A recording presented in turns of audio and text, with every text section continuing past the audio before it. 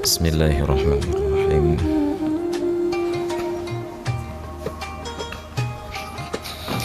Assalamualaikum warahmatullahi wabarakatuh. Alhamdulillahilladzi hadana lihadza wa ma kunna linahtadiya laula an hadanallah.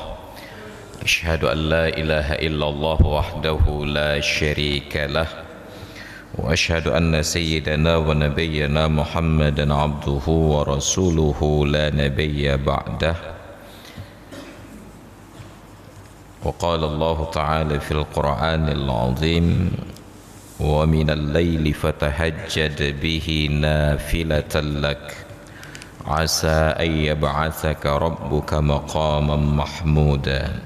Shadaqallahul 'azim wa ballagha rasuluhul karim wa nahnu ala dhalika minasy syahidin wa syakirin walhamdulillahi rabbil alamin. Wa ba'du. Hadirin dan hadirat jamaah salat maghrib dan isya yang dirahmati Allah,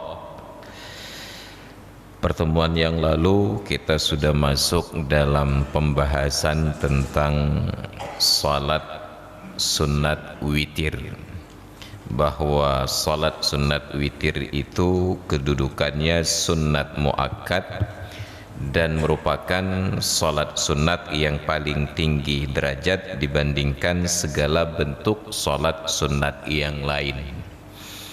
Pertimbangannya karena terjadi perbedaan pendapat para ulama, sebahagian menyatakan wajib, sebahagian menyatakan sunat.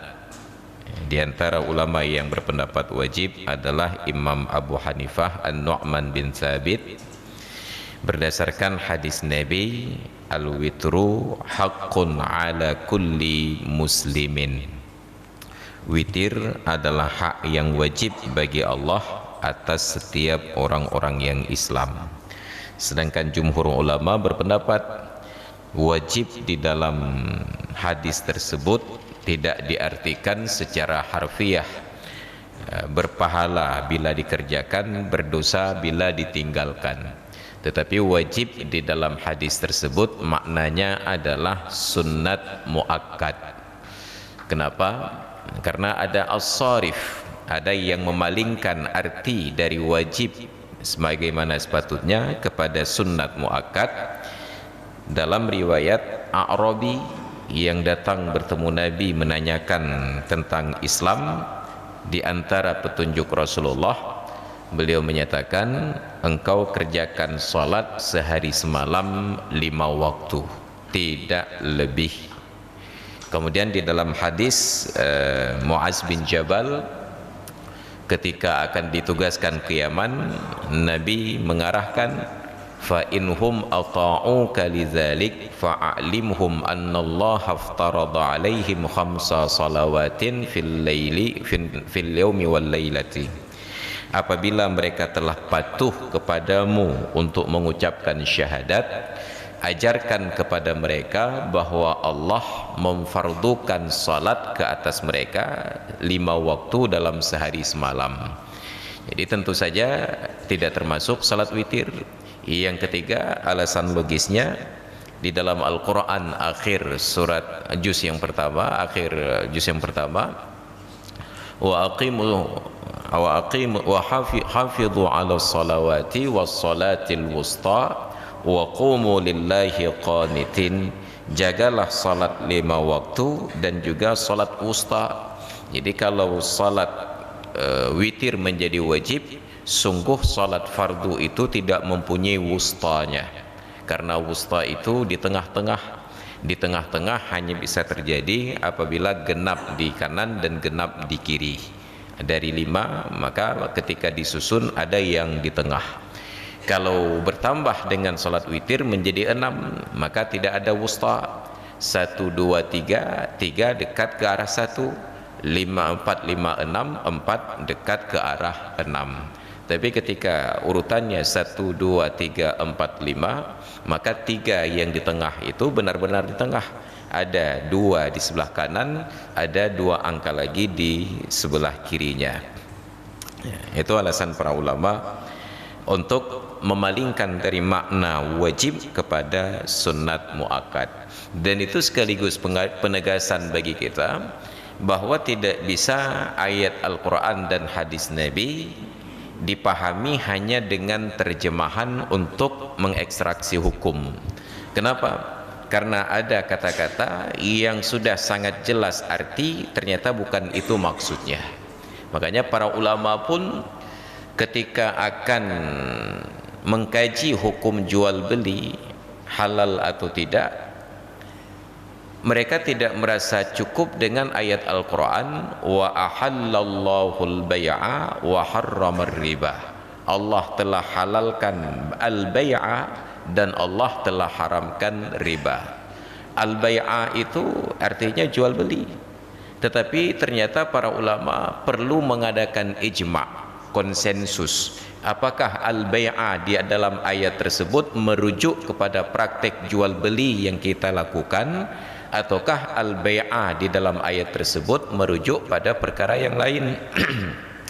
Karena ada majaz, ada hakikat di dalam bahasa Arab, juga di dalam Al-Quran.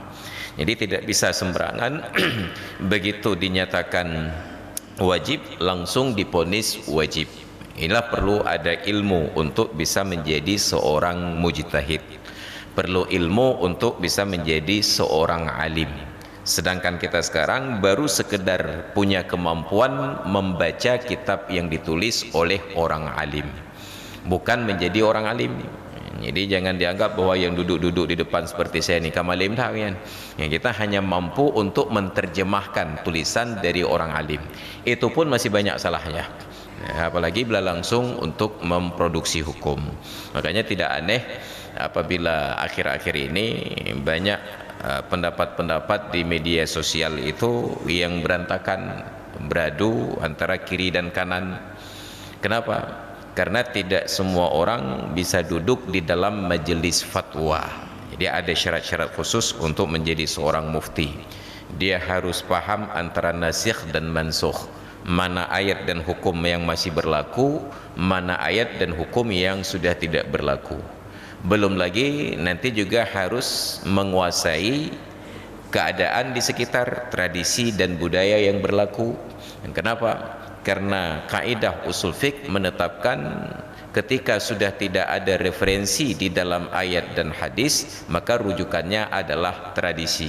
Al-adatu muhakkamatun. Ketika syariat tidak menetapkan besaran nilai mas kawin, maka bila terjadi sengketa antara keluarga pengantin pria dan keluarga pengantin perempuan tentang besaran mas kawin, karena tidak tersebut di dalam akad, maka dikembalikan kepada adat. Jadi adat juga diadopsi, tapi tidak semua adat bisa menjadi bahagian dari syariat. Itu sebagaimana berlaku dalam kompilasi hukum Islam kita di Indonesia ini.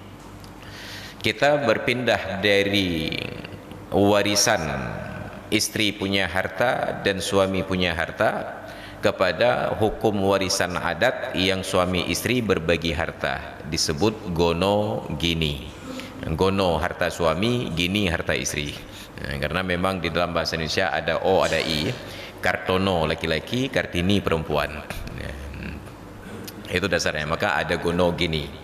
Dalam bahasa Aceh agak bersyariat sedikit, disebut harta si harikat. Harikat itu dari bahasa Arab, harakah, pergerakan. Kenapa pergerakan? Karena begitu bahasa orang tua kita dulu, memet jaro me igau. Jadi orang yang mau bergerak, insya Allah dia akan mendapatkan rezeki. Tapi sekarang kalau memet gigo, memet jaro, gadoh igau, karena disikat kotoran giginya. Jadi ada harta si harikat. Setiap harta yang bertambah setelah ijab dan qabul dilafalkan. Jadi harta gono gini. Jadi dalam kasus ini ketika sudah berkeluarga enggak perlu ribut lagi beli sesuatu atas nama siapa. Umpamanya saya cari nafkah lalu bangun rumah, beli tanah, istri enggak perlu ribut. Ini tanah nanti ada sertifikat atas nama siapa? Atas nama siapapun boleh di antara kami berdua. Mau atas nama suami atau atas nama istri, toh dianggap harta milik berdua. Nah, nanti giliran beli mobil, istri mau privasi, mau lebih punya kebanggaan, di BPKB tertulis namanya dan di STNK tertulis namanya. Suami takut rugi, ini nanti kalau sempat bercerai mobil jadi mobil istri saya, padahal saya yang beli saya. Enggak ada masalah, toh nanti juga dihitung gono dan gini. Itu yang jadi masalah. Jadi ada hukum adat diadopsi, tidak lagi merujuk kepada hukum warisan. Seorang suami yang meninggal, istri dapat warisan dari harta suami tanpa gono gini, atau istri yang meninggal, suami dapat warisan dari harta istri tanpa gono gini. Ada untung, ada rugi. Apa untungnya?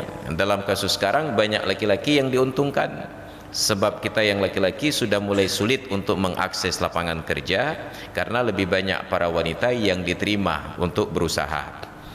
Jadi ketika sudah sulit untuk mencari nafkah, kita tinggal mencari calon istri yang sudah punya nafkah. Apa yang terjadi? Istri dapat, nafkah dapat. Cuma biasanya calon istri yang demikian mas kawinnya agak sedikit tinggi. Enggak masalah, bayar saja dulu, dianggap DP. Nanti akhir bulan tetap dapat gaji. Yang contoh agak gampang. Kita tidak diizinkan oleh agama untuk menikmati hidup, makan dan minum dari harta istri, karena suami yang wajib menafkahi, bukan istri yang wajib untuk menafkahi. Nah, maka ini kembali kepada pemahaman tadi tentang wajib. Jadi bahkan sesuatu yang sudah tertulis secara harfiah dan kita sangat paham, itu tidak bisa langsung dijadikan sebagai sebuah kesimpulan, karena perlu pengkajian untuk melihat nasikh dan mansukh, tentang muqayyad dan mutlak, tentang am dan khas, tentang lain sebagainya. Bismillahirrahmanirrahim. Nah, pada pertemuan yang lalu terakhir kita bahas maksimal salat witir itu 11 rakaat. Maka tidak boleh ada orang yang salat witir lebih dari 11 rakaat dengan niat witir. Umpamanya sudah 11 tambah rakaat ke-12 dan ke-13 dengan niat witir. Kalau sengaja dan mengetahui bahwa itu tidak boleh, maka tidak sah salatnya dan tidak dihitung sama sekali. Tapi apabila dia kerjakan tapi karena ketidaktahuannya bahwa witir maksimal 11 rakaat, maka rakaat yang ke-12 dan ke-13 tersebut dianggap sebagai salat sunat mutlak. Itu kalau tidak tahu, maka disitulah enaknya tidak tahu, masih tetap berpahala. Nah, namun tetap saja ada perdebatan. Ada sebagian ulama yang menyatakan bahwa waqila aktsaruhu 13, maksimal salat witir itu 13 rakaat. Kenapa? Karena ada hadis yang sahih juga dari Ummu Salamah radhiyallahu anha, bahwasanya Nabi sallallahu alaihi wasallam kana yutiru bi 13, beliau witir dengan 13 rakaat. Ini ada hadis sahih lagi. Bahkan hadis yang sahih itu tidak serta-merta menjadi dalil. Maka dipahami oleh para ulama, lakin humila ala annaha husibat sunnatal isya'i, dipertanggungkan pernyataan Ummu Salamah bahwa Rasulullah salat malam 13 rakaat itu ada salat sunnat ba'diyah isya yang 2 rakaat. Ba'diyah isya 2 rakaat tambah witir yang 11 rakaat menjadi 13 rakaat. Itu kan sama kayak orang yang ngopi, kopi 5.000, kue 5 krak 10.000, menyo baju 5 krak kue 10.000. Dia bayar 20.000, yang menerima bayaran tidak menawarkan kembalian, yang membayar tidak menanyakan kembalian. Madakalan umma gawat medekoh-koh galak-galak aju. Bagi kita yang melihat, kita menganggap bahwa pembeli ini sudah dicurangi oleh penjual. Na kopi tabohlah kue 5 krak 20.000 hana pulang leh. Padahal antara pembeli dengan penjual sudah ada pemahaman yang kemarin belum dibayar. Baru nak kopi tabohlah kue 5 krak je ha bayalah kan. Jadi begitu diberikan 20.000 tidak dikembalikan, dua-duanya sama-sama paham. Hanya penonton yang heboh gawat hak gedenya model pengep-pengep gaw nah. Jadi akhirnya karena khawatir nanti takut tidak dikembalikan, dia cari uang kecil 10.000. Karena tidak ada uang kecil, dia keluar dulu untuk tukar uang. Yang jualan nggak mau kasih uang begitu saja, terpaksa harus berbelanja lagi. Belum mineral bujun, karu golem. Ternyata dikembalikan. Ini orang yang tidak iftifsar, yang tidak bertanya, hanya mengambil kesimpulan dari apa yang dia lihat. Jadi para ulama ketika melihat ada hadis bahwa maksimal witir 11 rakaat, ternyata ada riwayat yang lain bahwa Rasulullah salat witir kata Ummu Salamah 13 rakaat. Bagaimana mungkin kita tidak percaya, padahal ini hadis derajatnya sahih dan yang meriwayatkan hadis istri beliau. Mana mungkin salahnya? Pasti ulama salah. Nah, maka dia tanya, Anda ikut Nabi atau ikut ulama? Enggak kacau deh. Jadi tetap kita ikut Nabi berdasarkan penjelasan para ulama. Tapi orang sekarang merasa lebih paham dia kepada hadis dibandingkan ulama-ulama yang terdahulu. Jadi menjadi 13, rupanya ada salat ba'diyah Isya. Ba'diyah Isya 2 rakaat. Tapi ba'diyah Isya kan setelah selesai salat Isya. Itu yang kita jelaskan pada pertemuan yang lalu tentang salat rawatib, bahwa salat sunnat ba'diyah mulai masuk waktunya setelah selesai salat fardu tersebut, seperti ba'diyah maghrib. Dari tadi selesai salat maghrib, sekarang belum masuk waktu isya, masih boleh salat ba'diyah maghrib. Nanti ternyata kita lebih cepat berhenti daripada kumandang azan isya, masih ada waktu 3 menit lagi, baru kita teringat, ya Allah, benarkah hati sembahyang ba'diyah isya? Masih boleh salat ba'diyah isya, ba'diyah maghrib, mohon maaf. Maka dalam kehidupan Rasulullah, boleh jadi Nabi ini, bukan boleh jadi, Nabi hanya salat fardu berjamaah di masjid. Nabi tidak salat rawatib, qabliyah dan ba'diyah di masjid. Kenapa? Bid'ah itu, karena Nabi tidak pernah melakukan. Karena beliau sendiri yang berikan instruksi, fa inna afdala salatil mar'i fi baitihi illal maktubah. Salat yang paling bagus dikerjakan oleh setiap orang itu di rumahnya sendiri, kecuali salat fardu 5 waktu baru lebih bagus di masjid. Maka Nabi salat isya di masjid, selesai salam, pilihan beliau hanya 2. Kalau bukan keluar ke dalam kamar Aisyah, keluar ke dalam kamar Aisyah. Hanggi banjir ada begah. Keluar ke dalam. Karena kamar Aisyah bersambung dengan mihrab masjid. Begitu keluar dari masjid, masuk ke dalam kamar Aisyah. Makan keluar ke dalam kamar Aisyah aja. Nanti pikirnya tengkunya pegah apa tidak tepu. Baru di sana beliau salat. Atau pilihan yang kedua, beliau tetap duduk pada posisinya dengan membalikkan badan menghadap ke arah jamaah. Beliau praktekkan wirid. Bahkan wirid-wirid berjamaah itu sudah pernah ada semasa Rasulullah hidup. Dipraktekkan dulunya. Sekarang saja dianggap bid'ah. Karena ilmu kita yang tidak terjangkau, lalu kita bid'ahkan perbuatan orang lain. Itu sama seperti sindrom anggur masam. Karena ada binatang-binatang yang tidak bisa menjangkau buah anggur, lalu dia provokasi, apa nih, nah, buah anggurnya masam. Jadi berkembanglah anggur masam, anggur masam. Begitu dimakan ternyata manis. Tahu bukan masam? Nah, binatang pulaan buah. Binatang itu bahasa Indonesia, bahasa Arabnya dabbah. Dalam bahasa Aceh disebut dabuh. Maka kalau ada pertanyaan pu dabuh, itu artinya pu binatang. Dabuh itu bahasa Arab dengan pendekatan nilai-nilai keacehan. Wa inna ma yuf'alul witru autaran, dan hanya saja dikerjakan salat witir itu dalam jumlah yang ganjil. Tapi nanti muncul pertanyaan, bagaimana meniatkan salat witir kalau 2 rakaat sudah salam? Nah, maka yang jadi witir itu bukan 2 rakaatnya, tetapi akumulasi dari seluruh rakaatnya. Akumulasi dari seluruh rakaat. Nanti kita akan ketemukan dalilnya, karena kita perlukan itu. Nanti ada pertanyaan, Pak Ustadz, ini Ramadan di depan mata, di depan hidung, bukan depan mata, masih jauh. Nah, nanti ada yang salat witirnya waktu tarawih 2 rakaat salam, 1 rakaat. Itu formasi 2-1. Itu biasanya kalau bus eksklusif, belah hunden 2 bohore, belah wi taboh. Ada pula yang 3 rakaat sekaligus, yang bangku beca, 3 rakaat sekaligus, 30 je. Timbul pertanyaan, boleh atau tidak? Kalau boleh, mana yang lebih baik? Itu nanti akan terjawab. Walau ahrama bil witri walam yanwi adadan sahha waqtasara ala ma syaa minhu. Kalau ada orang salat witir tapi dia tidak sebutkan berapa rakaat mau salat, sah niatnya itu tanpa menyebut jumlah rakaat. Lalu berapa rakaat dia salat, terserah dia mau berhenti di rakaat berapapun yang ganjil. Misalnya kita terbangun menjelang subuh, baru teringat, ya Allah sebelum salat witir ini masih ada waktu sekitar 5 menit, langsung takbiratul ihramnya pedomboh rakaat atau mayang saboh pulai, niat witir saja, usalli sunnatal witri lillahi ta'ala, Allahu Akbar, aku salat sunat witir karena Allah Ta'ala.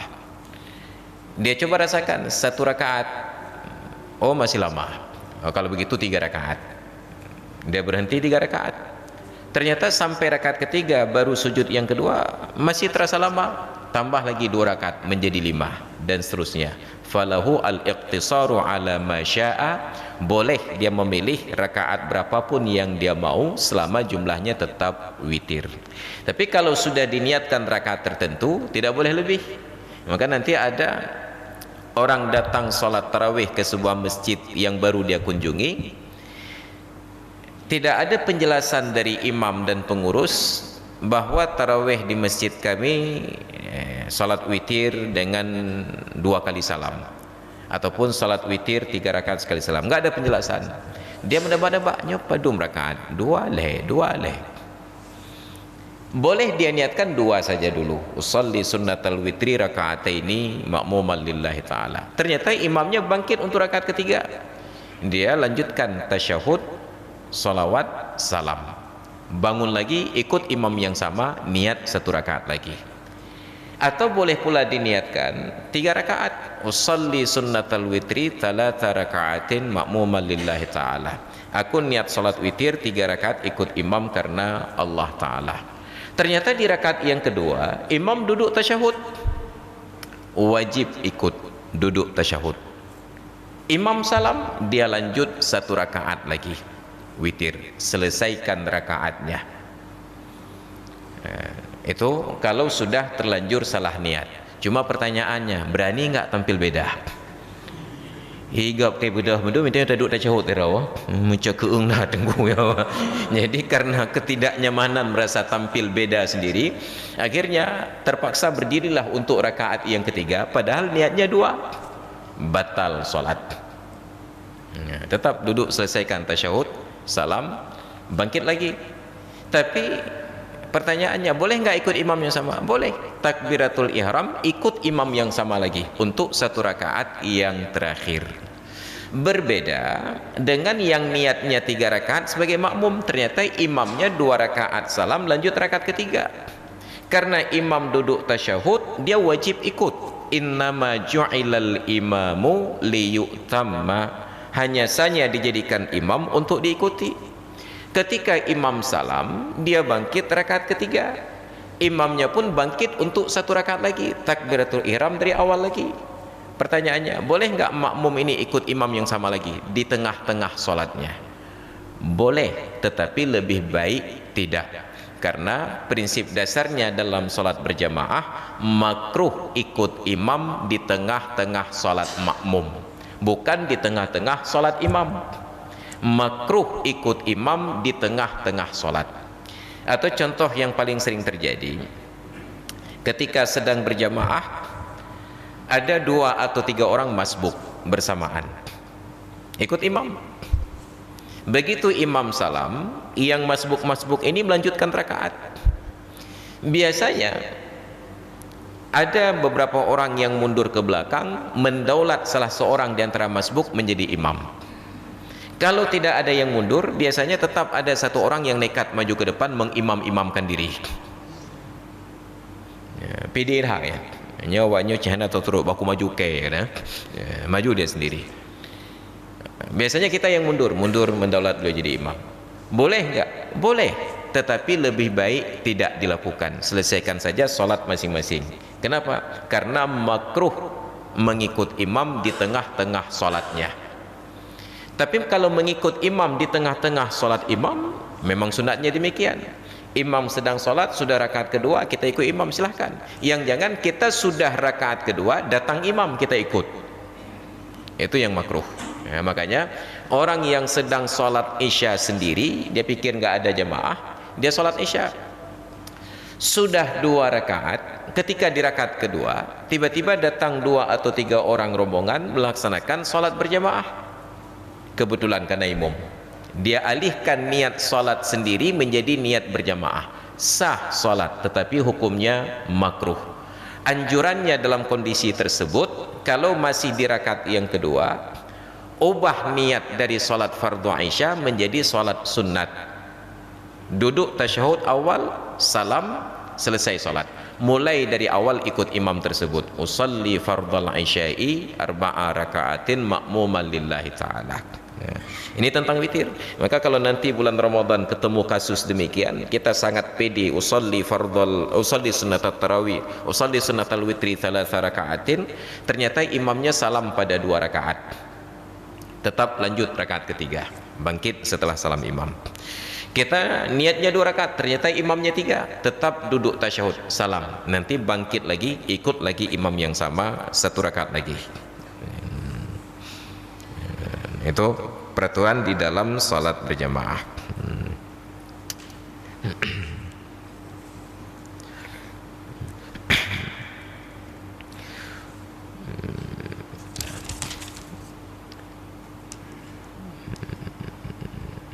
Wa yajuzu liman zada ala raka'atin al-faslu baina kulli raka'ataini bisalam. Dan boleh untuk orang yang salat witir lebih dari 1 rakaat untuk memisahkan di antara tiap-tiap 2 rakaat dengan sekali salam, dan itu lebih utama daripada menyambung dengan 1 kali tasyahud atau 2 kali tasyahud pada 2 rakaat yang akhir. Salat witir ini komposisinya agak aneh. Dia keluar dari ketentuan umum tentang salat malam yang Nabi katakan salatul laili masna masna. Salat malam itu 2 rakaat. Tapi salat witir boleh 11 rakaat itu sekali salam. Boleh 11 rakaat sekali salam. Nah, 11 rakaat sekali salam ini dibuat ketentuan. Yajuzu liman zada ala raka'atin, boleh untuk orang yang ingin lebih dari 1 rakaat memisahkan di antara 2 rakaat. 2 rakaat witir salam, 2 rakaat witir salam, 2 rakaat witir salam, 2 rakaat witir salam. Udah sampai 10, tambah 1 rakaat yang terakhir salam. Boleh. Dan boleh pula menyambung dengan 1 kali duduk tasyahud atau 2 kali duduk tasyahud pada 2 rakaat yang terakhir. 3 rakaat sekali salam. Boleh 1 kali tasyahud, boleh 2 kali tasyahud. Ini gambaran umum dulu. Tapi nanti terjadi perbedaan. Yang sudah disepakati oleh para ulama, boleh 5 rakaat salat witir 1 kali salam dengan 1 kali duduk tasyahud. Rakaat pertama bangkit, rakaat kedua bangkit, rakaat ketiga bangkit, rakaat keempat bangkit, rakaat kelima duduk tasyahud salam. Atau rakaat pertama bangkit, rakaat kedua bangkit, rakaat ketiga bangkit, rakaat keempat duduk tasyahud awal bangkit, rakaat kelima duduk tasyahud akhir salam. Boleh disambung rakaat-rakaat yang ganjil itu dengan 1 kali tasyahud atau dengan 2 kali tasyahud. Wal waslu khilaful aula fima ada salas. Tapi menyambung itu adalah khilaful aula pada selain 3 rakaat. 5 rakaat sekali salam itu khilaful aula. 7 rakaat sekali salam, 9 rakaat sekali salam, 11 rakaat sekali salam itu khilaful aula. Apa makna khilaful aula? Ada ajid baik lagi nyan. Maka menajid kakak hana pupu. Pada selain 3 rakaat. Adapun 3 rakaat sekali salam itu makruh dalam pendapat mayoritas para ulama. 3 rakaat sekali salam itu makruh di dalam pendapat mayoritas para ulama. Maka dibuatlah ketentuannya. ketika disebutkan al-faslu afdalu minal wasli, memutuskan 2 rakaat sekali salam, 2 rakaat sekali salam lebih bagus daripada menyambung-nyambung 3 rakaat sekali salam, 5 rakaat sekali salam, idza stawal adadani, apabila jumlah rakaatnya sama. Ada satu orang, si A umpamanya, salat witir 5 rakaat sekali salam. Ada si B juga 5 rakaat, 2 rakaat berhenti, 2 rakaat berhenti, tambah 1 rakaat. Ketika sama-sama 5 rakaat, maka yang putus-putus ini lebih bagus daripada yang bersambung ketika sama jumlah rakaatnya.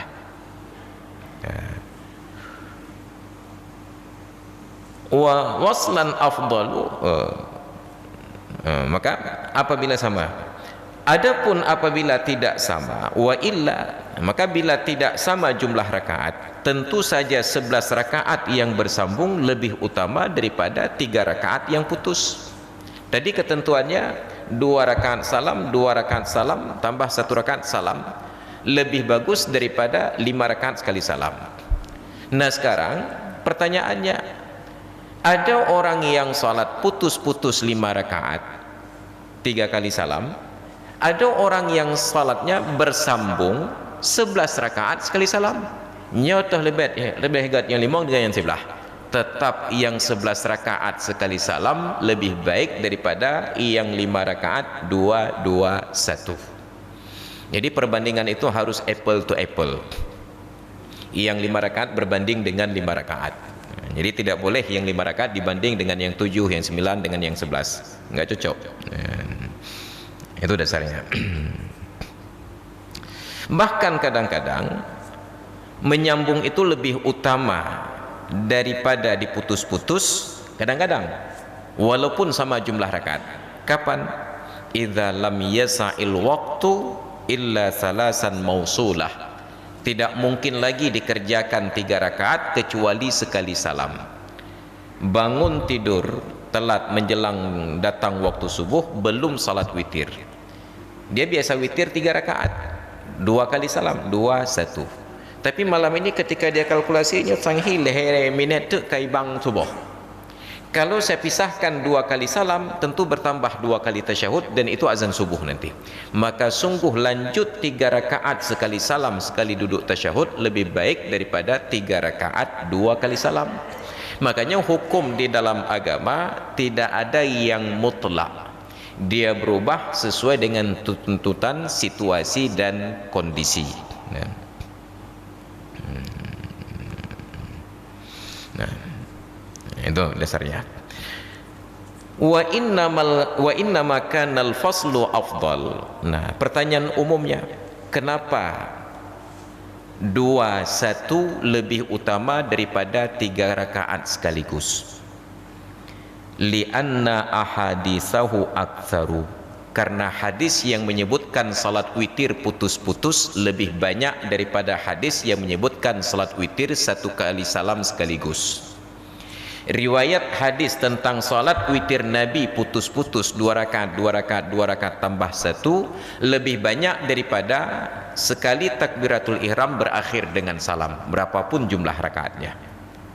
Yang kedua, sebagaimana terdapat dalam kitab Al-Majmu' dari hadis muttafaqun alaih, kana an-nabiyyu sallallahu alaihi wasallam yusalli fi ma baina ay yafragha min salatil isya'i ila al-fajri 11 raka'atan yusallimu min kulli raka'ataini wa yutiru bi wahidatin. Nabi sallallahu alaihi wasallam salat di antara selesai salat isya sampai terbit fajar 11 rakaat. Beliau salam pada tiap-tiap 2 rakaat dan witir dengan 1 rakaat. Itu salah satu hadisnya. Wali annahu aktsaru amalan, dan lagi praktek yang putus genap dengan ganjil itu lebih sering dilakukan. Yang menghalangi praktek putus antara genap dengan ganjil itu tidak menjadi wajib hanya karena bertentangan dengan hadis-hadis yang sahih, ya. Jadi orang-orang yang mengerjakan salat witir 3 rakaat sekali salam, itu bahkan ada ulama yang berpendapat tidak sah. Maka dinukillah fala yura'a khilafuhu, maka tidak dipelihara khilaf orang-orang yang bertentangan dengan hadis-hadis yang sahih tersebut. Oleh karena itu kariha ba'du ashabina al-wasla, bencilah sebahagian sahabat-sahabat kami para ulama mazhab Syafi'i untuk orang yang menyambung antara jumlah rakaat yang genap dengan 1 rakaat terakhir yang ganjil, daripada 41, 61, 81 atau 11 daripada 5, 7, 9, 11 1 kali salam, lebih baik 4 rakaat tambah 1, 6 rakaat tambah 1, 8 rakaat tambah 1, atau 10 rakaat tambah 1. Itu yang jumlah rakaat witir 5 ke atas. Sedangkan yang 3 itu berbeda lagi kasusnya. Wa qala ghairu wahidin minhum, bahkan lebih dari 1 orang para ulama itu berpendapat bahwasanya orang yang menyambung rakaat genap dengan ganjil mufsidun lis shalah, berpotensi untuk membatalkan salat. Kenapa? Karena ada larangan yang sangat jelas tentang menyerupakan salat witir dengan salat maghrib. Makanya orang-orang yang mengerjakan salat witir 3 rakaat sekali salam, mereka ini harus tampil beda dari salat maghrib. Jadi kalau salat maghrib itu ada tasyahud awal, maka witir yang 3 rakaat tidak ada tasyahud awal. Tapi witir yang 5 rakaat boleh ada tasyahud awal. Nah, maka tadi ada pernyataan menyambung 5 rakaat, 7 rakaat, 11 rakaat, 9 sampai 11 rakaat dengan 1 kali salam atau 2 kali salam. Tapi salamnya ini pada 2 rakaat yang terakhir. Kalau yang 5 berarti rakaat ke-5 dengan rakaat ke-4. Kalau 7 rakaat ke-7 dengan rakaat ke-6. Kalau 9 berarti duduk tasyahud di rakaat 9 dengan rakaat ke-8. Kalau 11 duduk tasyahud di rakaat ke-11 dengan rakaat yang ke-10. Bukan rakaat kedua dengan rakaat ke-5. Sedangkan pada salat maghrib, kalau mau duduk tasyahud pada 2 rakaat yang terakhir, berarti rakaat kedua dengan rakaat ketiga menyerupai salat maghrib. Makanya tidak ada duduk tasyahud awal pada witir yang 3 rakaat. Yang kedua, salat maghrib itu tidak ada bacaan surat setelah Fatihah. Maka pada salat witir dibaca surat. Yang ketiga, pada salat maghrib rakaat ketiga itu sir. Pada salat witir dijiharkan, agar benar-benar tampil beda antara yang witir dengan yang maghrib. Maka itu pernyataan para ulama. Wa hina idzin, maka oleh karena itu fala yumkinu wuqu'ul witri muttafaqan ala sihhatihi aslan. Apabila sudah serupa dengan salat maghrib, kalau sudah sah hadis yang menyatakan demikian, maka tidak sah menjadi salat witir. Maka itu yang harus menjadi perhatian bagi kita. Walaupun kita menghargai perbedaan, tapi kita juga menghargai pendapat yang menyatakan berpotensi untuk batal. Cuma kadang-kadang kita mau praktis saja. Baik mula ulang takbiratul ihram tengku. 30 you salam juga deh. Kenapa? Karena banyak orang yang justru bermasalah pada solat itu bukan tentang jumlah rakaat, tapi takbiratul ihramnya he'edhan ku buah. Mbak mula ulang itu bit jurus maut. Allah. Habis hotel nak mentah. Tapi kalau sudah masuk terserah mau berapa rakaat saja. Nah, itu sama seperti banyak orang yang mereka enggak masalah naik pesawat, tapi yang bermasalah berulang-ulang kali take off. Makanya banyak yang mengambil pesawat itu sekali turun saja di Jakarta daripada tren Medan tego tu. Ilon yo baik trennya aku mau kaya anu boleh. Ya. Jadi ada orang yang solat, dia sebenarnya tidak masalah dengan durasi solat yang panjang. Hanya bermasalah baginya berulang-ulang takbiratul ihram. Berat hat inanku. Tidak ada masalah bagi orang untuk dalam pernikahan itu dengan durasi yang panjang. Masalah mereka hanya ijab kabul saja. Ya, ada kan masalah ijab kabul di urau kum kawin ku. Nyoba ijab kabul ramai ada orang galal bah. Nah, maka solat ini ada orang tidak mempersoalkan berapapun jumlah rakaat. Cuma kami malas aku berulang-ulang takbiratul ihram. Nah, maka dibuatlah ketentuan demikian. Ya, makanya prinsip dalam ibadat itu makana aktsaru fi'lan kana aktsaru sawaban. Yang lebih banyak pekerjaan tentu saja pahalanya menjadi lebih banyak. 3 rakaat witir sekali salam lebih sedikit pekerjaan dibandingkan 3 rakaat 2 kali salam. Karena kalau 3 rakaat 2 kali salam sudah pasti takbiratul ihram 2 kali. Kalau ada iftitah 2 kali. Kalau ada tasyahud 2 kali. Kalau ada salam, salamnya juga 2 kali. Tapi kalau 3 rakaat sekali salam, takbiratul ihram sekali, tasyahud sekali, salam sekali, berkurang pekerjaan maka berkurang pula pahalanya. Itu secara umum, walaupun nanti ada konsep yang berbeda. Ini borongan ku buat. Ya, jadi menyoborongan hanya pikir le kerja ni kerja gaji katapan. Hadirin sekalian yang dirahmati Allah, sudah berbunyi bel untuk istirahat. Kita padakan sampai di sini. Wallahu alam bissawab wa ilaihil marja'un wal ma'ab.